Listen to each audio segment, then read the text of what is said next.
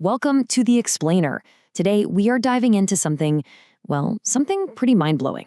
We're going to look at a theory that completely reframes the stories you think you know. It suggests that behind our most ancient texts, there's a hidden story, a story of a cosmic power struggle over the fate of humanity itself. So, let's just jump right in with a huge question, one that kind of shakes everything up. What if the stories we all grew up with, the very foundation of our origin story, aren't the whole truth? What if they're not really about one single all-powerful being, but are actually the edited highlights of a massive cosmic conflict? Okay, so our whole investigation kicks off with just one little word from the original Hebrew texts of Genesis. The word is Elohim. Now, this is one of the most common names used for God, but here's the twist, and it's a big one. Grammatically, Elohim is a plural word. So it doesn't really mean God, it means gods, as in more than one. And look, that isn't just some minor little translation quirk. It's a huge crack right in the foundation of the entire story. It opens up this absolutely radical possibility. What if the beings behind our creation weren't a single all-powerful God, but a whole group of them, a committee, maybe even a council? Right, so we're talking about a sky council. And, this idea of a whole committee of gods, it isn't just in the Hebrew Bible, not at all. Once you start looking for it, you see echoes of it everywhere, in ancient myths all over the world. You've got the warring gods in Norse mythology, the incredible celestial dramas in the Hindu Vedas. All these stories, again and again, tell of powerful, non-human beings fighting amongst themselves, with little old us often caught right in the middle. So, okay, let's run with this. If there really was a council, the book of Genesis starts to read less like a holy text and more like meeting minutes from a very dysfunctional committee. It paints this picture of a really bitter debate over what they called the Humanity Project. That's us. Think about the story of the Garden of Eden. Through this lens, it's not about a snake and an apple. It's the first big boardroom battle. You have one faction that seems to want to uplift us, to help us gain real consciousness and intelligence. And then you have another faction, a more conservative one, fighting to keep us ignorant, to keep us simple like animals, because, that makes us much easier to control. And then fast forward to Genesis 6, and the conflict really escalates. You get this rogue group of beings called the B'nai Elohim, which translates to sons of the gods, and they start interbreeding with human women. I mean, you can imagine the uproar. This was a hugely controversial move that completely split the council. Was it a good thing, expanding the gene pool, or was it a dangerous violation of some cosmic law? And that brings us to the Tower of Babel.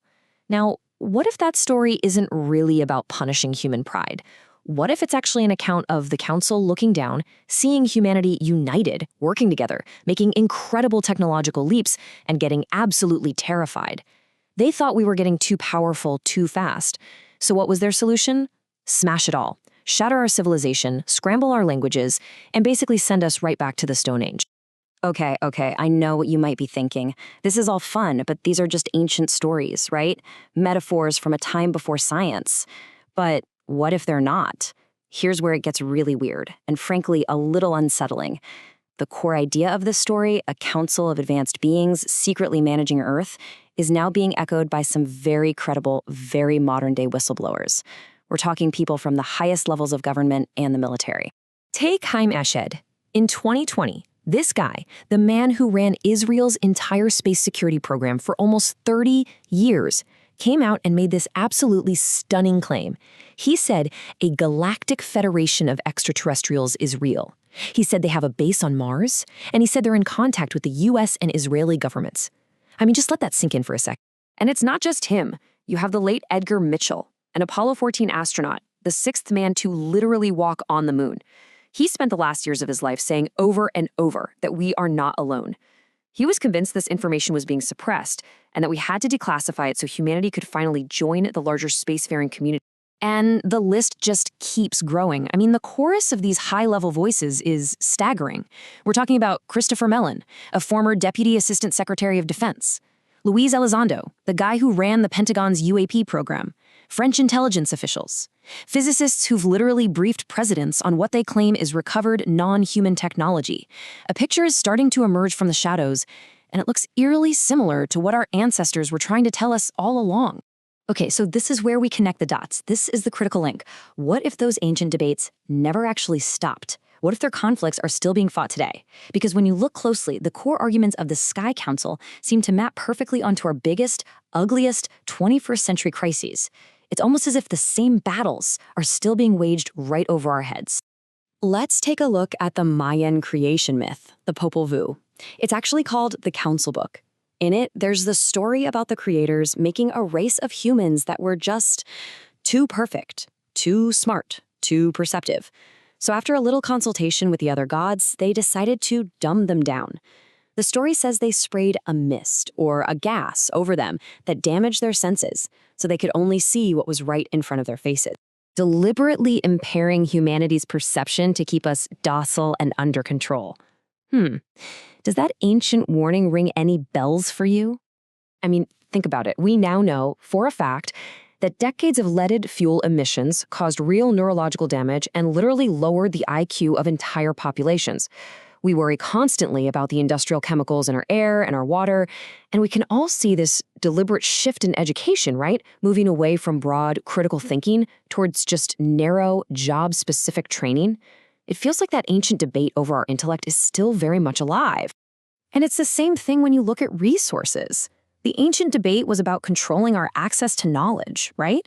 Well, today, that's reflected in the battles over patented seeds and GMOs, over big pharma's control of life-saving drugs, and that huge ongoing fight over whether clean water is a basic human right or just another corporate asset to be bought and sold. So here's the real kicker, the big takeaway. These ancient stories, they might not just be about the past. They could be a framework, a kind of key, for understanding why our world is the way it is right now. Why does progress always feel like such an uphill battle? Maybe this is why. And really, this whole theory leaves us with two very, very different possibilities for what humanity is. On the one hand, are we basically a farmed species, engineered to be a slave race, or maybe just a biological resource for interests we can't even comprehend? Or is it the other option? Are we a species with a truly unique cosmic destiny? A potential so incredible that powerful factions have been fighting a secret war over us for thousands of years. So what is this amazing potential they're fighting over? Maybe the whole reason for this cosmic conflict is our weird, unique combination of traits. Think about it. We have the raw strength of the animal kingdom. We have the deep, powerful emotions of mammals. And we have that spark of higher consciousness. And when you put all that together, you get a species with this incredible capacity for love, for compassion, for art and creativity, a potential that could be seen as absolutely beautiful, or to some, maybe even deeply threatening. And so, in the end, rereading our most sacred stories this way leaves us with a pretty provocative choice. When you look at our past and you look at our present, you have to ask yourself, are we just a farmed species quietly living out an ancient agenda that somebody else wrote for us? Or are we a species with a cosmic destiny, a destiny that's just waiting for us to finally stand up and claim it? The question really is up to us.